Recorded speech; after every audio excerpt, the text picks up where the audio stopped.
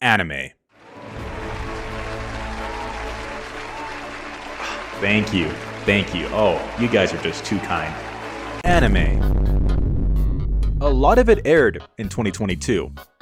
Some people might say a shitload of anime aired in 2022. Some people being me.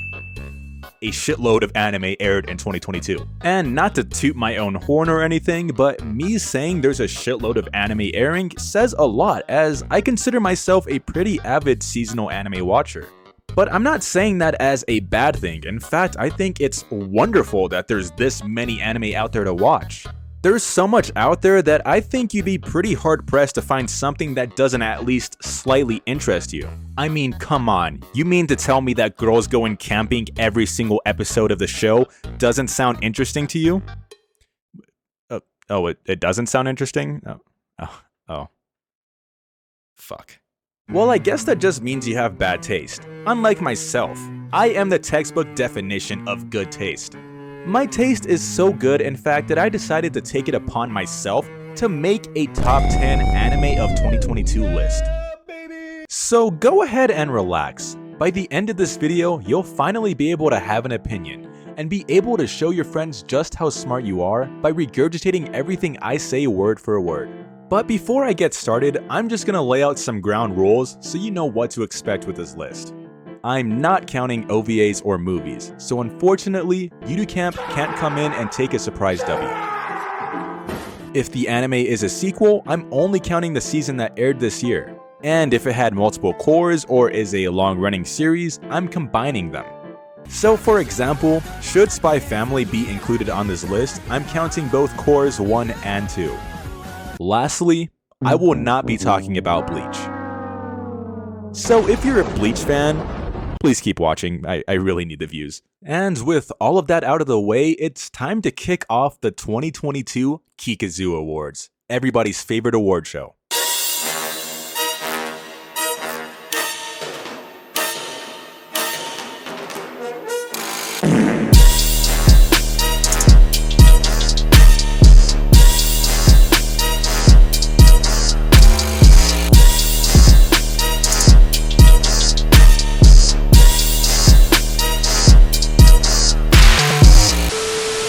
Starting off our list at number 10, we have Call of the Night. Call of the Night follows the story of Ko Yamori, an insomniac teenager, who, upon meeting a mysterious vampire, makes it his life goal to now become a vampire himself. However, unlike the vampire stories we've come to know and love, in this universe, in order to become one, you have to fall in love with another vampire. And so begins our romance story between two of the most romantically inept people alive. I mean, it'd be 3 if I was in the show. God, I'm so fucking lonely. Call of the Night was a genuine treat to watch this year, as I came to care about Ko and Nazuno way more than I expected to, among many other things. The setting presented one of the coolest atmospheres I've ever experienced before, as the colorful emptiness of the Tokyo suburbia really makes it feel like the world is your playground, where you can cast all worries to the side and just enjoy the things you wouldn't normally be able to, thanks to the pesky thing we call sunlight.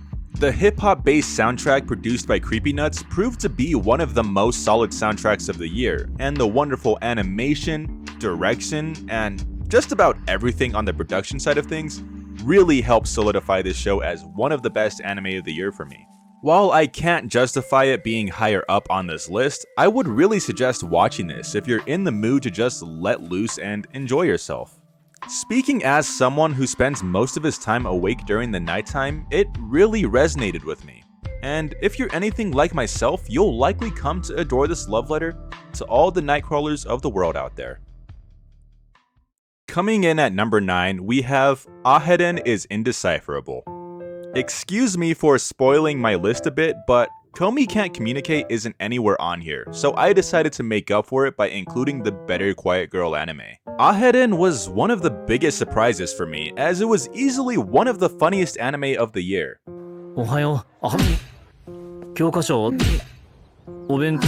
Raito and Aharen were such a perfect comedy duo that I almost forgot it was supposed to be a romance anime, with how much comedic chemistry they had with one another. That's not to say the romantic chemistry didn't exist, as they were an adorable match made in heaven. There was never any pointless forced drama, with plenty of subversions of typical rom-com tropes, which helps makes this series stand out, even from the other rom-com anime that may or may not be on this list. There really isn't too much else to say about this anime, and I'd prefer not to spoil anything else about it. If you're a fan of rom-coms and haven't checked this one out, do yourself a favor and watch Aharen is Indecipherable. This one might upset some people, but Spy Family is at number 8. It is Spy Family, not Spy X Family. Fuck you. Spy Family is basically Shinzo Abe's wet dream, as this series will single-handedly fix Japan's declining birth rate. If you somehow don't feel like starting a family after watching this, you are lying to yourself. Seriously though, Spy Family is one of the most well-rounded shows on this list. It excels in almost every regard with its stellar animation, intense action set pieces, genuinely funny comedy, touching emotional moments, and an overall positive vibe that allows for Spy Family to exist in a unique realm that blends action, comedy, drama, and slice-of-life elements seamlessly. Lloyd, Yor, and Anya are one of the most likable trios I've ever come across, as their desires to keep their double lives a secret lead to some funny scenarios, and their familial love for one another slowly but surely blossoming over the course of the series is just a treat to watch. There's something for everybody in Spy Family, which is why its overwhelming popularity makes perfect sense. It doesn't get too ambitious, and it plays to its strengths, and luckily for Spy Family, it has a lot of strengths, which is why it deserves a spot on this list. If Spy Family didn't ruffle any feathers, then this next one definitely will. Mob Psycho 103 is sitting at 7th place. Mob Psycho 100 is a phenomenal series in every regard. It's easily the best looking show by Studio Bones, and its emotional core is captivating, heartwarming at times, and devastatingly tragic at others. And that was no different for this season. No spoilers, but if you know, you know. It's actually kinda weird to say this, but this season of Mob feels like it went under the radar a bit, and that's quite unfortunate, as it's nearly as strong as it ever was. Although, I would say I think Season 2 was a slightly better product all the way through. Regardless, the balancing act this season has managed to pull off between the feelings of overwhelming tragedy and raw compassion is nothing short of impressive as fuck. The fights are looking more fluid than they've ever been, and with this being the final season and all, every single character that's ever been involved in Mob's life is getting their final swan song, which really makes this world all the more hard to part with. Mob Psycho 103 is an amazing show, and I'm very lucky to have been able to experience this season in particular. While it's not the best show of the year in my eyes, I can totally understand why someone else might think so, as it's hard to argue against a show as solid as this. Coming in at number 6, we have My Dress Up Darling. Yes, you heard that right. Even if you haven't seen My Dress Up Darling, I can almost guarantee you're aware of its existence. Whether it's because of the influx of Marin cosplayers or the fan art, it was a breakout hit, and for a damn good reason. Because Marin is hot as fuck. Oh, and because the anime is really good. Gojo is a major breath of fresh air in the world of rom-com protagonists, despite possessing a lot of the same qualities. He's the grandson of a doll maker and has self-esteem issues over how society views his passions, and as a result becomes isolated from people his own age, until he meets Marin, the textbook definition of extroversion. From here, their relationship with one another blossoms, and seeing Marin fall head over heels in love with Gojo is adorable and not at all unrealistic like you might come to expect from your typical wish fulfillment rom-com. There is plenty to love about My Dress Up Darling, like its emphasis on the intricacies of cosplay, the artistry of tailoring, doll making, and even photography. Its cast is chock full of fun, aesthetically pleasing characters. Juju, I love you. And for the cultured of you out there, there's an overwhelming amount of fan service, and as an ecchi connoisseur myself, I absolutely loved it. And it even made sense to include from a storytelling angle so as to not feel forced. Considering Marin herself is an ecchi-obsessed otaku with either zero social awareness or a lack of embarrassment, although it's likely a mixture of both, the fanservice felt deserved, if that makes any sense. All of this is to say that this series really stole my heart this year. I adore almost everything about it, and I can't wait for Season 2. Also, Marin is one of the best girls of all time. Sorry, but it has to be said. Kicking off the top 5, we have Kaguya-sama, Love is War, Ultra Romantic. Good fuck, that name is long. Kaguya-sama has always been one of my favorite series, and to the surprise of absolutely no one, the fact remains true 3 seasons later. I read the manga way back during season 1's initial run, meaning I've been waiting for this content to get adapted for years now, and god damn it was worth the wait. The jokes were funnier than they've ever been, the voice acting continues to be some of the highest quality in the industry, Ishigami continued to be Ishigami, and the romance developed in a way that I can guarantee lots of people didn't see coming. You can tell that everybody involved really loves the series, as they truly gave it their all to make it the best anime it could possibly be. And Kaguya-sama continues to be the shining example of how to elevate your source material. And I truly believe it even exceeds its manga counterpart. I really don't have much else to say about Kaguya-sama. It's an amazing show and absolutely deserves the number 5 spot on this list. Coming in at number 4, we have Chainsaw Man. Chainsaw Man was easily my most anticipated anime of 2022 by a long shot, as I've been waiting for this to come out ever since it was announced nearly 2 years ago. And I'm very happy to say it was worth the wait. I know the cinematic direction they took with the anime isn't everyone's cup of tea, but personally, I feel like that was the best decision they could have made. You're gonna make me act up. You're gonna make me do something I'm gonna regret. And while CGI was unavoidable, and admittedly, as the biggest offender of not only MAPPA but CGI as well, I too was skeptical of how it turned out, and I'm once again very happy to say that they delivered. The anime has even elevated a lot of the more emotional, slower moments of the manga, making me come to appreciate characters like Himino and Aki a lot more than before, and the action sequences, being as fluid as they are, highlight the coolness of characters like Kishibe and Power more than the manga was ever able to, in my opinion at least. The opening and each and every ending have all been spectacular and really shows that everyone on board are dedicated to making this the best possible product it could be, and I'm very glad this wonderful series is getting that kind of attention. Truthfully, the only reason this anime isn't higher up on the list is because everything being adapted in season 1 has always been the quote-unquote weakest part of the story for me, if you can even call it that. Had this been an adaptation of the later parts of Chainsaw Man, I could see it faring better, but all things considered, 4th place is nothing to scoff at. At number 3, we have Made in Abyss, the Golden City of the Scorching Sun. Man, that is a cool ass name. Made in Abyss has often been described as a lot of things. Some might say it's torture porn, some others might say it's boring, and some might even say it's the creator's barely disguised fetish. But I'm here to tell you that they are all wrong.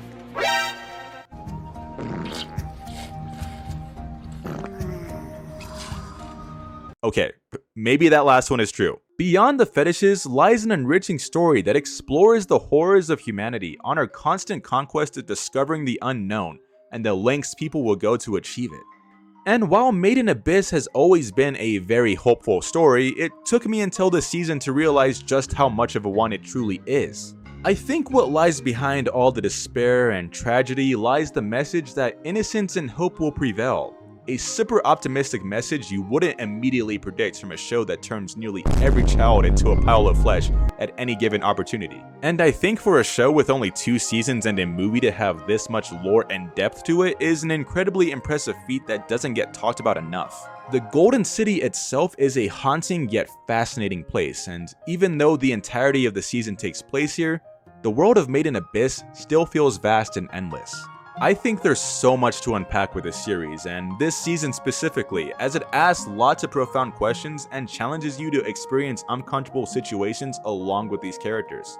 And while we likely won't see a season 3 for years, or perhaps never, I'm forever thankful to have experienced this wonderful season of anime. Taking the number 2 spot is Do It Yourself. Please don't click out of the video yet, let me explain myself. So if you're new to the channel or don't know me at all, I am very much a massive slice of life fan, and more specifically a cute girls doing cute things fan. So naturally, I was bound to be on board with this from the start, and I will admit there's some bias here because of that. But that doesn't mean Do It Yourself is just getting a free ticket to 2nd place. It really, truly earns this spot in my eyes. I didn't even know of its existence until a week before it started airing, and it's anime original, so I had no expectations going into this, and I'm very happy with what was given. To me, DIY has gone above and beyond in terms of what the norm is for something that exists within this genre. It could have easily been set in a modern day school where girls attend a club and that's all there is to it, but instead they took it upon themselves to create an intriguing setting where technology has advanced to the point of humanity no longer needing to put much effort into anything. And while that may sound like a typical dystopian sci-fi setup, what I really appreciate about Do-It-Yourself's approach to this subject matter is that it didn't pretend like the advancement of technology is detrimental. In fact, it celebrates it. It created a subtle commentary on the current trajectory of our own world, and only aimed to remind people the joys of creating things on your own and to never lose sight of that no matter how advanced technology may be. Outside of its thematic core, Do-It-Yourself is just an extremely comfortable show to watch, with a cozy art style produced by Pine Jam letting you feel the warmth this world exudes out of every corner. And with a brilliant soundtrack composed by Ryohei Sataka, a personal favorite composer of mine, this show really delivers on all fronts. The characters are memorable, and their friendships feel genuine. The opening theme is addicting, and with the manga adaptation currently being made, I'm hopeful for a season 2. Do-It-Yourself has truly bulldozed its way into being one of my favorite anime, not just of the year, but of all time. And now, what you've all been waiting for. The best anime of 2022 is going to be revealed right after these honorable mentions. Don't let the fact that summertime rendering is stuck in Disney Plus jail stop you from experiencing this awesome anime. It's a small-town mystery story with time looping similar to ReZero and crazy twists and turns at every corner. It also adapted the entirety of the manga in just 25 episodes, so it's a complete story from start to finish, and I'm satisfied with its conclusion. As it's a mystery anime, I can't really say much else without spoiling this one, so if you're at all interested, I'd say give it a watch. Name a better combo than cute girls going fishing and dead parents. That's right, you can't. Slow Loop is a heartfelt, found family story about two girls confiding in one another over the hobby of fishing after their widowed parents get married. I was pleasantly surprised with how upfront they were with the sad reality of their parents passing and the pain and sadness that comes with it, and it really made me care for both Hiyori and Koharu a lot more. In a way, Slow Loop felt like a healing journey for both our main characters, which is appropriate considering it's an Iyashike anime. All in all, Slow Loop was a relaxing journey that I'm very happy I embarked on. And last but not least, Teasing Master Takagi-san Season 3. Despite the fact that every series written by Shuichiro Yamamoto has an obsession with prolonging its existence as long as possible, Teasing Master Takagi-san Season 3 did the unthinkable and actually progressed Nishikata and Takagi's relationship. Don't get me wrong, I adore every season of Takagi as I believe it greatly encapsulates the innocence and wholesomeness of youthful love. But Season 3 really stood out as there's an even heavier focus on the romance than ever before. Its final episode in particular remains one of my favorite episodes of the year and solidified these two characters as an iconic pairing in anime. And while it just barely missed the top 10 list, I still love the series with all my heart and I'd really urge you to give it a chance if you're even the slightest bit interested. Alright, with the honorable mentions out of the way, it's time to get into the best anime of the year, what everybody has been waiting for. And if you skipped this part of the video just to see my number one, hello, please go back and watch the rest of the video. Well, without further ado, the best anime of 2022 is Bocchi the Rock. Yeah, it was that good. Honestly, if you were to ask me at the beginning of the year what I expected my number one anime to be, I would have told you either Chainsaw Man or Made in Abyss, as I truly thought it'd be impossible to top either of those adaptations having read the manga for both. And out of fucking nowhere came Bocchi the Rock, which managed to not only be one of the best anime of the year, but much like Do-It-Yourself, one of the best anime of all time. I have never seen a team this passionate for what they're working on since perhaps Fully Cooley, as they go above and beyond with every gag, utilizing multimedia whenever possible to make the entire anime an unpredictable thrill ride. The musical set pieces are nothing short of ear candy, utilizing the talents of musicians like Izak or Ikkyu from Trico to create some of the best insert songs of the year. Having read the manga myself, the anime is another example of elevating your source material, as the jokes hit harder, the character interactions go deeper, and of course, being a music series and all, actually being able to hear the music helps a lot. It might sound crazy to say, but I can't pinpoint a single flaw with the series. The art style pops, the designs are perfect and tells you a character's personality with just one glance, and the jokes hit hard at best and make you grin at the very least at their worst. Bocchi the Rock is almost shocking with how good it is. I only became more and more impressed with the level of quality being put out with each passing episode, and my love for its characters deepened along with it. It really, truly is one of the most ambitious projects in recent years, and I would seriously encourage everybody out there to watch it, even if you aren't a slice of life fan. Bocchi the Rock, you have truly rocked my world, and I am very confident in my belief that you are the best anime of 2022. And that just about does it. I really hope you guys enjoyed the video, because this by far took the longest time for me to make. If you agree or disagree with any of my placements, let me know down in the comments. And I'd also love to hear what your anime of the year is. And honestly, I don't have much else to add. I'm very hopeful for the future of this channel. I know I'm very small and only have like 2.7k subs right now, but I'm excited to see where this channel can go, and I hope you guys stick around with me. And yeah, I'll see you in 2023.